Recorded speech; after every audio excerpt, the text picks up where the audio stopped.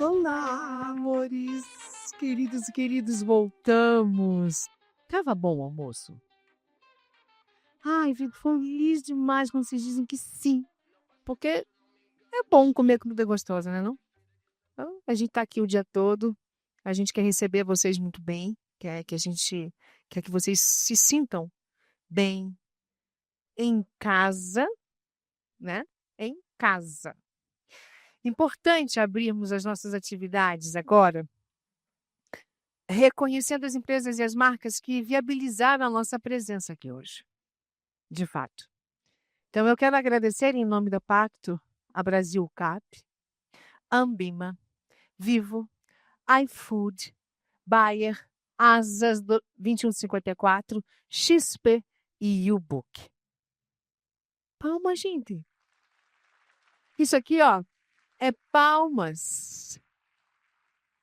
Aliás, eu creio não ter feito a minha autodescrição, certo? Não fiz, que feio. Os meus amigos deficientes auditivos vão ficar chateados comigo. Mas ok, eu faço agora. Eu sou uma mulher negra de cabelos curtos, cacheados. Estou vestindo uma calça, eita, um amarelinho claro, com um paletó com o colo de fora, branco. Estou usando brincos curtos e o sapato também branco. Agora sim. E esse aqui é o meu sinal, ó. Isabel. Tá pensando o quê, rapaz? E com uma agenda fantástica há um ano, o Pacto, em parceria com a Fundação Itaú, pensou no desenvolvimento de mais uma pesquisa. Eu adoro aqui, eu vou abrir parênteses, desculpa, porque é tudo com bases. Não tem nada aleatório. É tudo através de números, pesquisas, conversas, approach. Então, o Itaú, junto com a gente, vamos organizar mais um índice. Um índice que mensure o desequilíbrio racial, considerando escolaridade e empregabilidade da juventude negra. Hoje iremos através de um bate-papo conduzido pela jovem estudante Flaviana Lacerda, da Fundação Dom Cabral. Cadê a Flaviana? Deixa aqui. A da Gatás? Vê aí. Flaviana, vem cá, minha filha. Tá aqui. Ah, olha que linda. Tudo bem? Fica aqui do meu lado. Então, a Flaviana, ela vai conduzir esse bate-papo para a gente entender quais os resultados desse estudo. Já temos o estudo. Com ela, teremos Eduardo Saron, presidente da Fundação Itaú, Gilberto Costa, diretor executivo do Pacto. Venham para cá, meninos. Cadê os meninos? Edu, você tá bom, meu filho? Fique à vontade, meu presidente. O diretor, o que eu digo? Não vou dizer meu amigo, não. Não, meu amigo tá bom. Vamos lá. Aqui, você quer esse aqui? Não, acho que esse aqui é dele.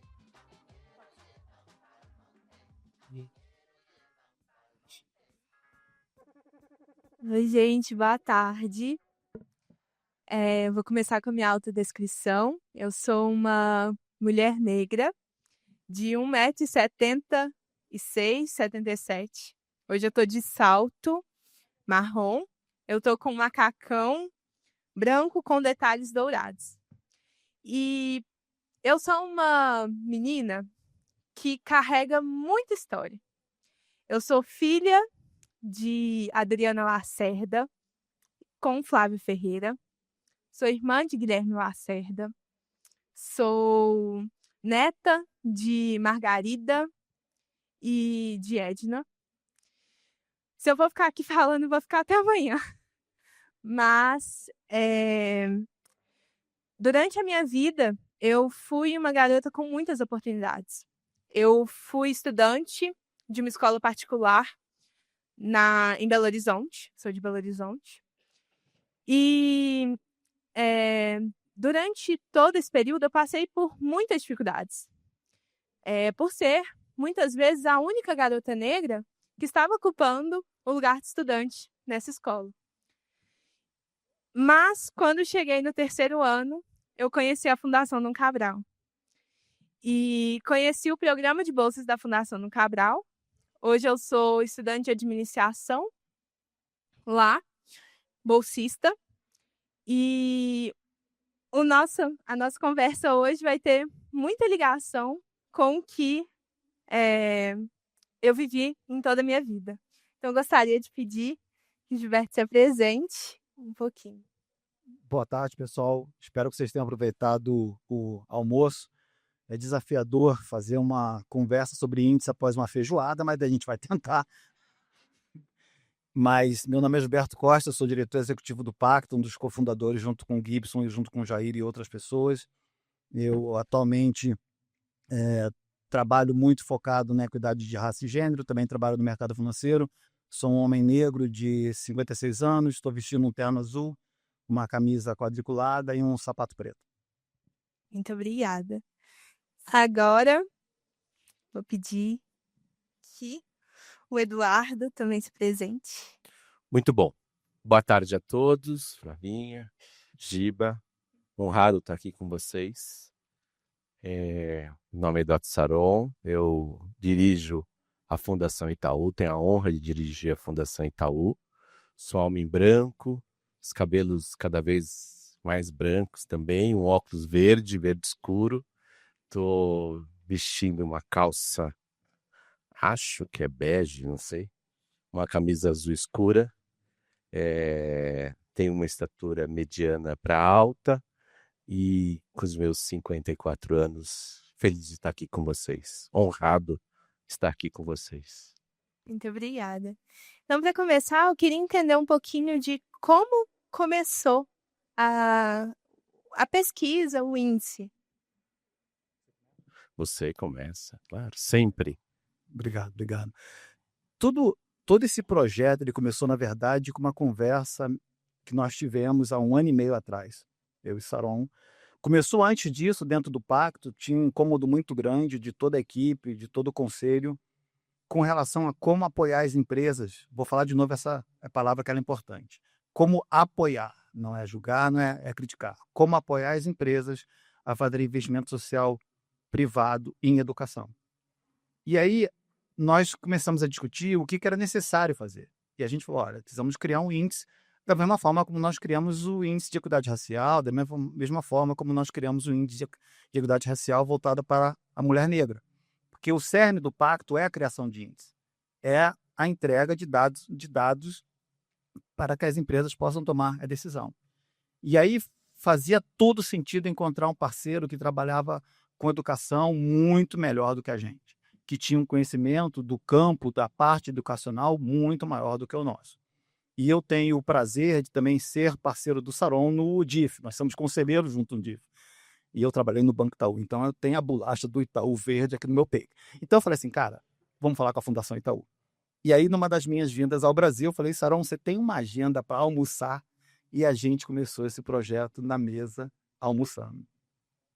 Foi mesmo, foi uma conversa muito gostosa, uma conversa de 2 pessoas que são colegas, se respeitam. Eu admiro muito a história do Giba, enfim, toda a trajetória dele profissional e as entregas que ele faz para o mundo das causas. Podia estar em qualquer outro lugar, mas milita de maneira consistente nesse campo. Então foi uma conversa muito, muito interessante. A gente lá na Fundação, eu lembro de a gente falar, Giba, mais do que patrocinar um evento, mais do que estar junto com vocês nas causas, que são importantes, são necessários, né? Sempre celebrando os patrocinadores aqui para que isso aconteça. Vamos fazer um projeto de fôlego? Ele falou, olha, eu tenho um projeto de fôlego, né? E aí falou do índice. E a gente tem lá na Fundação Itaú o observatório da Fundação Itaú, que trabalha na produção de evidências, de dados, produz conhecimento. É um lugar que a gente chama de um hub de inteligência de dados para, de alguma forma, oferecer elementos, oferecer informação, oferecer conhecimento para pautar política pública em educação e cultura, para pautar ações culturais e também para pautar o ecossistema. E aí começamos esse projeto. Quem se envolveu diretamente, coordenou, trocou muita figurinha com a equipe do Giba foi o Alan e a Lígia. Cadê? Alan e Lígia, levante aí, ó. Aqueles dois ali, ó. Obrigado. Aqueles dois meninos, aquelas duas moças, Alan e Lígia, se entregaram, se envolveram. Não foi só um patrocínio, porque a gente não trabalha nessa perspectiva do patrocínio, a gente se tornou parceiros, né? Os dois têm uma trajetória também bastante importante no universo acadêmico, na produção de dados, e hoje a gente está aqui celebrando os números, preocupados, mas sobretudo celebrando porque temos agora números, e a gente vai tratar disso, né, Flavinha? Temos números para dialogar ainda com mais consistência, e ter números é fundamental, né, Giba? Para a gente poder, de alguma forma, incidir, influenciar, como você disse bem, apoiar políticas públicas e empresas para melhor tomar decisão e também empoderá-los, à medida que esses dados tornam-se públicos. Uau! O Eduardo falou muito de desafios. Para você, Gilberto, e para o Índice também, quais são os principais desafios enfrentados pelas juventudes negras no acesso e permanência no mercado formal de trabalho? A nossa sociedade ainda tem um número muito grande de jovens na informalidade, jovens negros, acima de 40% desses jovens estão na informalidade. 13% desempregados. Então, o que a gente percebeu, e aqui vale uma visão positiva e vale um desafio. A visão positiva é: a lei de cotas deu resultado. Então, os jovens ingressando na universidade, os jovens ingressando no ensino superior, aumentou consideravelmente, e a pesquisa mostra isso. A que se pese o fato da pesquisa também mostrar que apesar do jovem negro ter ingressado no ensino superior, ele continua ganhando um salário menor do que um jovem não negro. Então, você continua tendo um gap salarial. Mas, ok, você aumentou a quantidade de jovens na qualificação. Tem ainda um desafio que é o jovem entra no ensino superior, não necessariamente naquela especialidade que a empresa absorve, que a indústria vai absorver. Então, a gente precisa formar jovens em engenharia, eletrônica, informática, matemática, administração, enfim, aquelas matérias, aquelas especialidades que as empresas costumam absorver. Aonde que está o gap? Está nesse jovem que não entrou na faculdade ainda. Está exatamente naquele jovem que ou não completou o ensino médio, porque o índice de abandono escolar é muito grande dentro da juventude negra, ou aquele jovem que não entrou no ensino técnico, que precisa se formar no ensino técnico para ter o primeiro emprego. E, obviamente, o país, a sociedade está mudando e cada vez mais atividades, que eu diria, mais simples serão feitas através de inteligência artificial. Então, acho que a pesquisa ela ajuda a direcionar essa conversa para uma questão muito mais objetiva, que é olhando os indicadores por região. Sim. E a partir de 2012, com a lei de cotas, quais foram os principais avanços que o índice conseguiu revelar, avanços concretos na última década, né? Agora, Eduardo.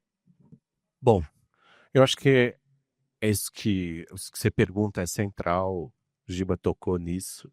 Acho que a gente tem que celebrar, né?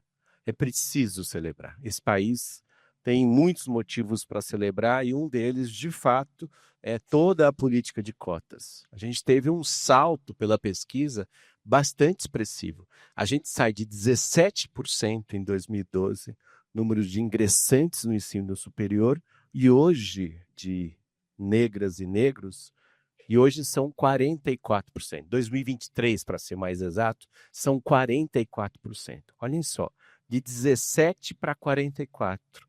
É para celebrar. É para a gente ter orgulho de quando tem política pública.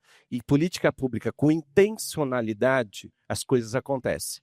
É claro que essa política pública tem que ser implementada, é claro que ela precisa persistir ao tempo e aos governos, mas de fato a lei de cotas veio para ficar. Hoje ela é uma política de Estado e teve um avanço expressivo. Mas é isso, tem as questões que continuam gritando, né? O que a gente revela na pesquisa, o que o índice revela na pesquisa é que isto não acompanhou a entrada no mundo do trabalho.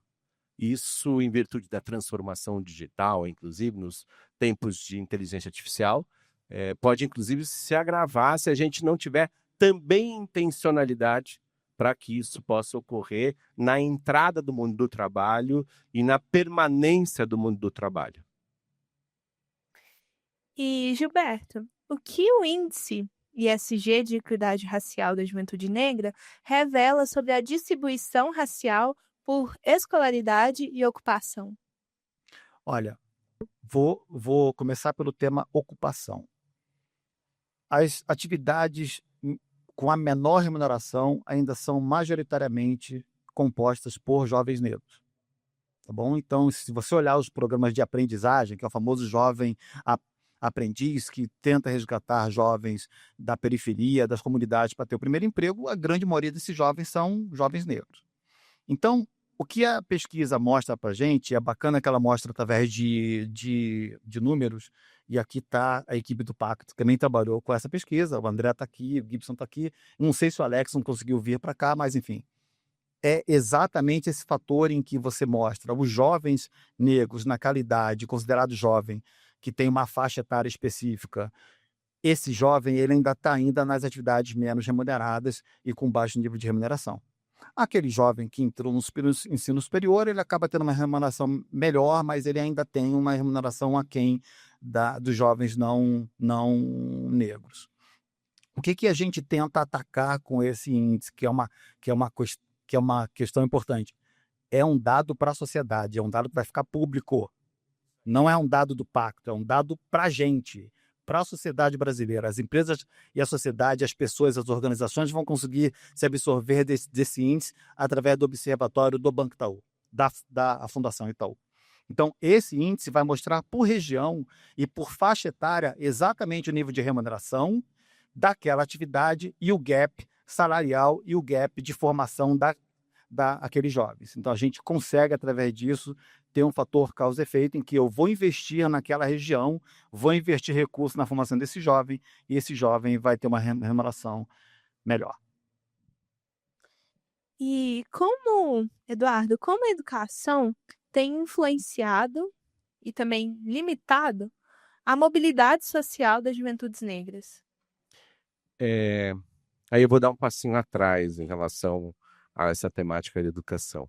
O Giba, no início, falou das atividades do mundo do trabalho ligado ao STEAM, a ciência, a tecnologia, a engenharia, a matemática, né? E eu acresceria as artes. Essas atividades, elas têm uma âncora, elas têm um centro para, de fato, esse jovem, esse profissional que está chegando no mundo do trabalho, se basear para poder ter uma boa performance nesse universo educacional. E o centro é matemática.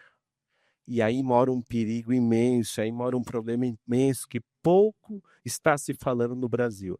Nós temos um grande gap, uma grande e profunda cratera quando o assunto é matemática entre os nossos jovens.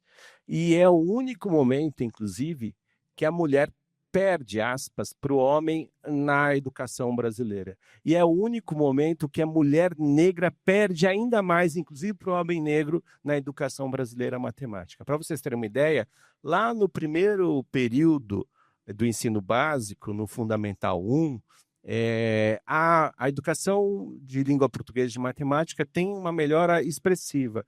Mas quando chega no final Fundamental 2, começa uma inflexão, e uma inflexão ainda maior em matemática. De cada 100 estudantes que estão lá cursando o último ano do Fundamental 2, só 15 sabem matemática adequada ao último ano do Fundamental 2. Se você for para o ensino médio, Flavinha e Giba, de cada 100 estudantes, só 5 dominam matemática equivalente ao que precisa saber e conhecer no último ano do ensino médio. E se você fizer recortes de raça, esse número cai ainda mais. Se vocês fizerem recorte entre ricos e pobres, para você ter uma ideia, de cada 100, 17 jovens considerados ricos sabem matemática adequada ao último ano do ensino médio, e entre os pobres, de cada 100, segundo as estatísticas, só 2 dominam matemática. 2. Então, esse é um gargalo que a gente precisa enfrentar. Matemática é para todos. Matemática é para a mulher. Matemática é para o negro, é para a negra. Não pode ser só de alguns. Então, inclusive, enfrentar do ponto de vista emocional. Não, matemática não é para mim. Fui fazer outra matéria, porque isso não é para todo mundo, porque todo mundo sabe e conhece lá desde a educação infantil os princípios, a lógica, gosta de matemática. Mas na medida que você vai avançando na escola, isso vai se perdendo. Nós fizemos uma pesquisa agora com professores de matemática. De cada 10 professores, se não me engano, 6 acham que matemática não é para todos. O professor acha que matemática não é para todos. Se você olhar para o Fundamental 2, a maioria dos professores, quase a maioria dos professores que dão aula de matemática não são formados em matemática. Então, a âncora para a gente poder dialogar com o mundo do trabalho, que pede cada vez mais gente conectada no STEAM, é uma âncora que está falhando. Então, abrir espaço no ensino superior para a periferia, para jovens e para jovens negros, significa também recuperar o ensino de matemática. Tanto que na educação técnico-profissionalizante, muitas vezes sobram vagas quando são temas que precisam do uso intenso de matemática. Então, V0 dessa nossa história, e isso precisa ser um debate das pessoas que conduzem o tema do enfrentamento da equidade racial, o V0 dessa história é matemática é para todos. É preciso que a escola, que a sociedade, que os governos, que as empresas entendam que, claro que a gente tem que avançar na língua portuguesa e a gente tem avançado, e foram avanços significativos, mas ainda mais, em tempo de transformação digital, se a gente não enfrentar isso, nós vamos aumentar o gap, nós vamos fazer que, mais uma vez, o privilégio se estabeleça, e essa, que é uma função determinante da educação, que é combater a desigualdade, na verdade, infelizmente, por essa fragilidade fundante, vai mais aumentar a desigualdade e, por consequência, impactar, inclusive, na produtividade do país. Porque se a gente não encarar temas da inovação, temas da tecnologia, esse país também não poderá disputar este debate mundial sobre transformação digital. E como estudante de administração, eu sinto muito isso. Como eu disse, eu fui estudante bolsista de uma escola particular a vida toda. E quando eu sou colocada junto com um outro estudante bolsista que veio de uma escola pública, a gente não consegue ter o mesmo desempenho. Porque a base, ela é fundamental para isso. E principalmente em áreas ligadas à matemática. Porque a sua experiência, a sua vivência, fundamental para eu crescer uma questão. Diferente da língua portuguesa, a língua portuguesa, de alguma forma, né? E o brasileiro, com a sua capacidade de criar, a gente vai se ajeitando. Nós somos o país que mais usa o WhatsApp no mundo, né? E nós somos o país, em relação ao segundo, que usa 4 vezes mais o áudio no WhatsApp no mundo. Por que isso? Porque nós temos uma fragilidade da língua. Mas, tá valendo, que bom que tem o áudio para a gente trocar, para a gente se comunicar, né? Supera a questão da escrita, né? Vamos lá, vamos lutar, e as tecnologias estão aí, inclusive, para nos apoiar. Só que matemática não. Matemática é acumulativa. Se você não mandar bem nas 4 operações, você vai ter dificuldade com raiz quadrada, e quando você se encontrar com derivativa, deriva o quê? Então, ela é acumulativa, precisa do professor, precisa de empenho, precisa de envolvimento, precisa de vínculo, né? E, portanto, é isso. Aí chega no ensino superior, e a administração tem, né, você tem estatística 1, só estatística 1, cálculo, você tem cálculo. Finanças. Nossa, ferrou. Como é que a gente, encara isso? Então, essa sua experiência é a experiência de muitas pessoas. A gente tem que superar isso, porque o mundo do trabalho precisa cada vez mais de gente que domine esse campo do STEAM, né? E aí as distâncias, ao invés de se encolherem, do ponto de vista da desigualdade, vão acabar aumentando, porque a chegada da inteligência artificial exigirá de pessoas que conhecem ainda melhor a matemática para poder, inclusive, dominar os algoritmos. Gilberto, como o índice ESG de equidade racial pode apoiar empresas e governos na formulação de políticas de inclusão? Olha, eu vou voltar a um painel que teve durante o período da manhã e que se falou bastante da importância de se ter dados. Eu acho que cada vez mais o nosso país precisa utilizar as várias bases de dados disponíveis, que é uma coisa que a gente conversou bastante quando a gente começou o nosso projeto. Não vamos criar nada.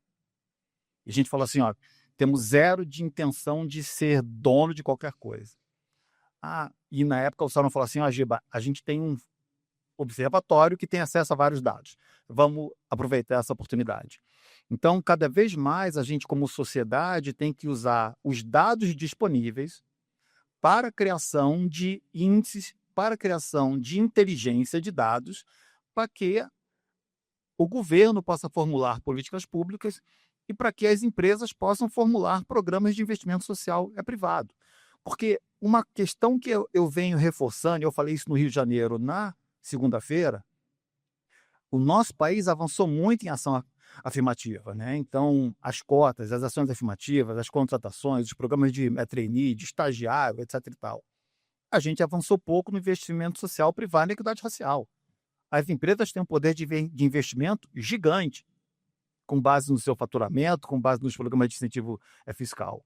Então, ao criar essa base de dados que vai estar disponível de forma pública, nós vamos dar oportunidade, não só às empresas, mas como também os órgãos que representam o setor, como é o caso da Firjan, como é o caso da Ampima, como é o caso da Febraban, de investir na formação desses jovens. Porque é exatamente isso. Uma questão muito curiosa, que é uma questão que a gente trouxe durante a pesquisa, é o abandono escolar. O índice de abandono escolar na juventude ele é gigante. Por quê? Porque o jovem, primeiro, que não vê motivação em continuar na sua formação. Voltando para o ponto que o Sarão trouxe sobre a deficiência em matemática. Eu vivi isso na minha vida. Eu estudei a vida toda em escola pública em Duque de Caxias. Quando eu entrei na Academia da Força Aérea, em 1986, eu tinha um gap de conhecimento. Tinha coisa que eu dava na Academia da Força Aérea que eu nunca tinha visto na minha vida. Então, eu já cheguei tendo um gap com relação aos meus colegas de turma. Então, todo esse contexto faz com que o país tenha um desafio gigante, que é reverter o abandono escolar, remover as barreiras de mobilidade urbana que o jovem tem, porque você não consegue que um jovem da periferia atravesse a cidade inteirinha para poder estudar, que hoje em dia é o que acontece em muitos lugares. Então, o jovem não tem recurso financeiro, não tem dinheiro para pagar passagem, não tem dinheiro para alimentação, então esse jovem abandona a escola. E como dar a esse jovem perspectiva. Então, o índice traz também perspectiva, que tá bom, legal, que parceria que eu tenho que fazer com as empresas, com as indústrias, para investir nesse jovem, para que esse jovem receba, inclusive, incentivo financeiro para ficar na escola, para permanecer na escola técnica, para permanecer no segundo grau, no ensino médio e se formar. Então, nosso objetivo sempre foi esse, em criar alguma coisa que a sociedade possa usar de forma efetiva, que o governo possa usar de forma efetiva. E eu acredito que isso possa ajudar de maneira ainda mais direcionada, porque os recortes que o índice traz, eles conseguem mapear muito mais em região, em nível de escolaridade, isso é muito interessante.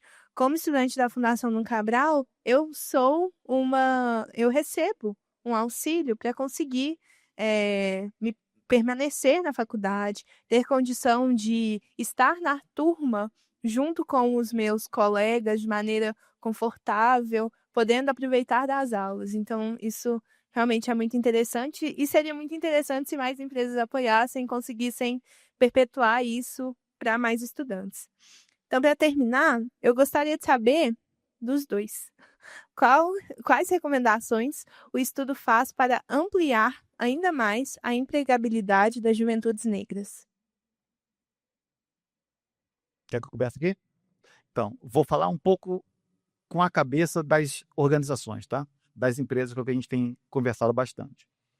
O protocolo ESG racial, dentro dele, ele já tem a previsão de uma das ações de investimento social na privado ser feita em educação. Eu estava conversando com o Jair hoje de manhã. O Jair é fundador da Parceiros da Educação e um dos fundadores aqui do Pacto. Então, dentro do protocolo já tem essa previsão. A gente, nos eventos, tanto no Rio e em São Paulo, a gente demonstrou que as empresas que aderiram ao protocolo ESG racial, elas naturalmente aumentaram o investimento social privado. Então, teve um ganho, né? Teve um aumento do investimento social privado, um aumento das ações afirmativas para aquelas empresas que aderiram ao pacto. E, se não me engano, foi mencionado aqui durante a abertura do evento, inclusive, o valor que teve de aumento considerado. O que a gente quer fazer agora é ser mais intencional, que é legal, bacana, foi muito bom ter essa visão positiva de aumento do recurso. Investimento social é privado, mas como é que eu faço isso agora na educação, na formação desse jovem e com um corte racial, que é ser cirúrgico, como você falou. Como é que eu faço de uma forma em que eu consiga, no longo prazo, mover o ponteiro? E o mais importante para a gente é o fato de tudo isso que está sendo feito não estar restrito às empresas que aderiram ao protocolo ESG racial. Isso é algo para a sociedade inteira. Então, não é que vai falar só com as empresas que aderiram ao pacto. Vai falar com toda a sociedade. Vai falar com todos os segmentos empresariais. Vai falar com todas as indústrias. Então, a nossa intenção com isso é fazer direcionamento. Lembra que eu comecei a minha fala falando como apoiar as empresas? Esse é o papel do pacto, é apoiar as empresas. Esse é o papel do pacto, é criar inteligência para que a empresa consiga fazer ações efetivas. Então, a nossa pegada é muito do ponto de vista como é que eu consigo me juntar, abraçar as empresas, trazer os dados e, com isso, a empresa direcionar mais recursos para o investimento social, privado e equidade racial, com foco em educação. Os desafios são grandes sobre isso, né? Eu naturalmente concordo plenamente com o que o Giba traz. É sempre muito apropriado, as empresas precisam abraçar. Lá na Fundação Itaú, hoje a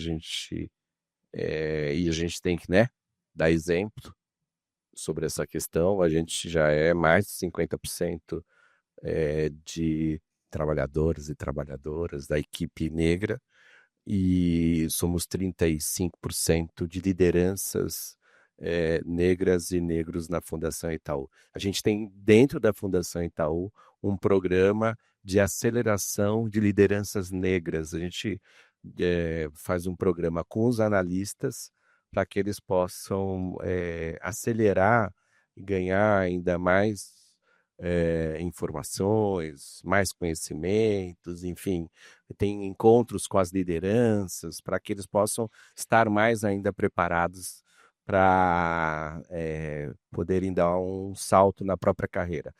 Tem um dado que tem acontecido muito da Fundação Itaú que nos deixa muito feliz.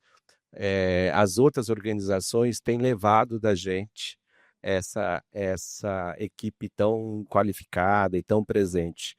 E a gente considera que esse também é o nosso papel, né?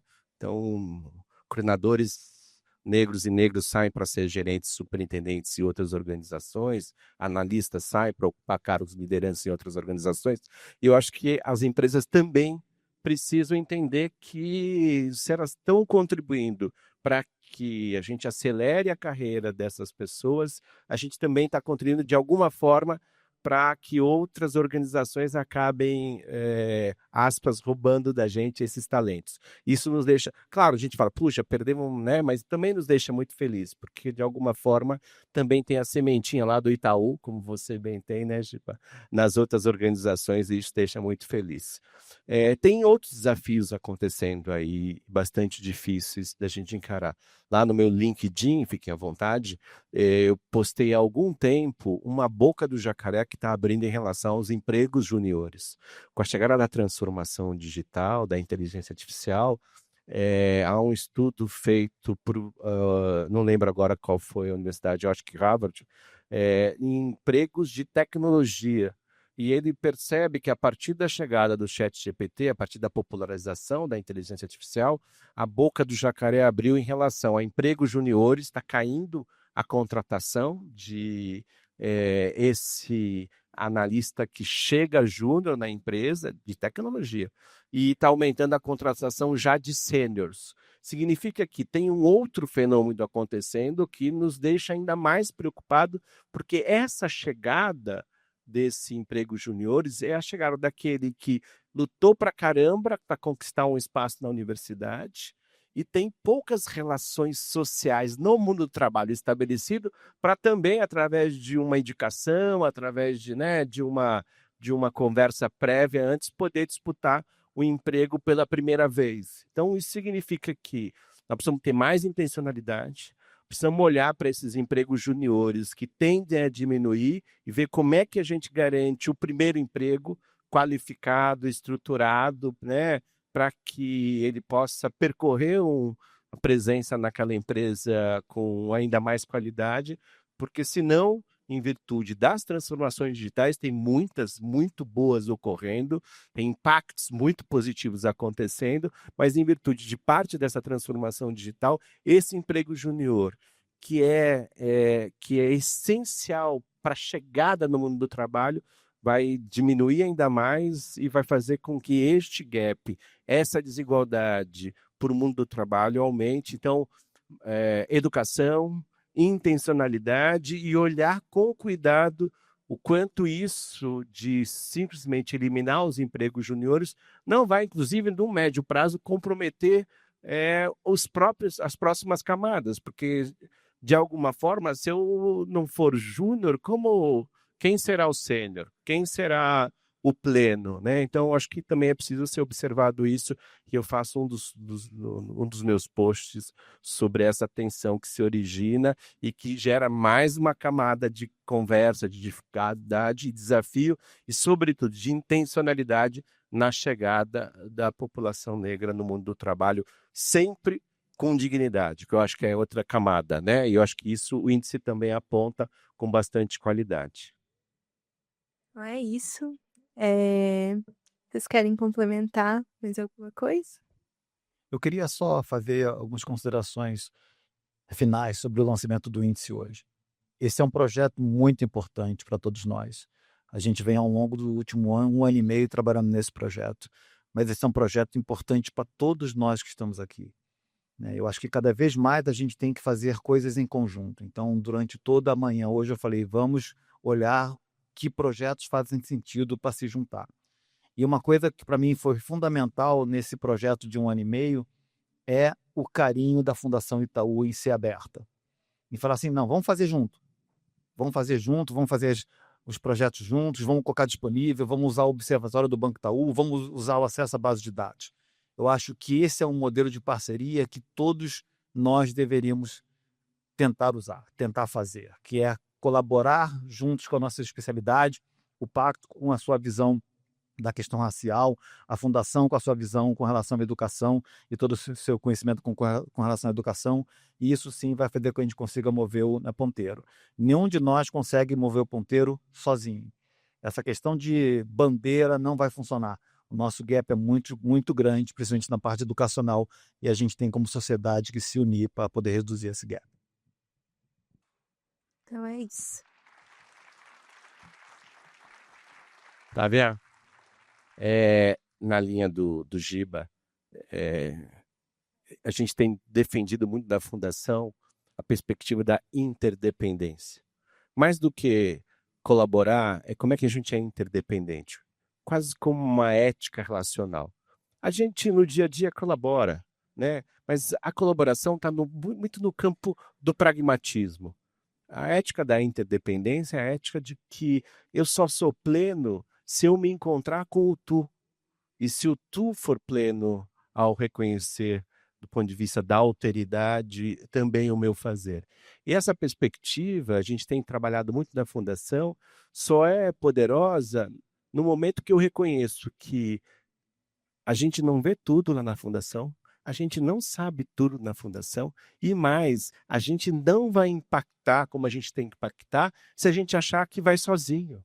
Por isso, quando a gente se juntou com o Giba e com todo o pacto, é na perspectiva de que essa ética da interdependência, esse olhar múltiplo que a história, que a experiência, que os saberes, que o conhecimento do pacto podia se associar à fundação e a gente também lá com os nossos saberes e as nossas experiências podia também ganhar outra dimensão. Talvez a gente teria feito esse índice, mas certamente seria muito, muito aquém do que foi feito junto com o pacto. E certamente o pacto também conseguiria ter feito esse índice, mas talvez não fosse o poder, não tivesse a relevância quando nós resolvemos fazer juntos. E sempre na perspectiva do espírito público. Por isso que o Giba falou bem, né? O índice vai estar aberto. Se já não está, não sei, o Alan está aqui, tá, ó, já está lá no site, né? No QR Code. Ah, tem o QR Code. Cadê o QR Code? Aí, o índice está aí, olha, a Lígia não me deixou sozinha aqui. Obrigado. Tá no QR Code, tá lá no site do Observatório. Lá tem outros índices, também tem outras pesquisas. Usem esse material, né? Pesquisem, também provoquem a fundação aqui. O Alan é o moço do dinheiro lá do Observatório. Levanta a mão, Alan, né? Provoque a fundação. Olha, a gente tem um índice, tem uma perspectiva, tem uma ação. Estamos também abertos, né, para fazer juntos, para fazer de maneira interdependente, para que a gente possa ir mais longe, impactar mais pessoas e transformar essas causas, esses ideais em ciclos virtuosos para a gente, no final do dia, colocar um tijolinho a mais no combate à desigualdade, um tijolinho a mais pela equidade no Brasil. Obrigado pela oportunidade, obrigado mesmo. Obrigado, Flavinha. Você é inspiradora na sua trajetória, certamente inspira também muitos dos irmãos e das irmãs de vocês.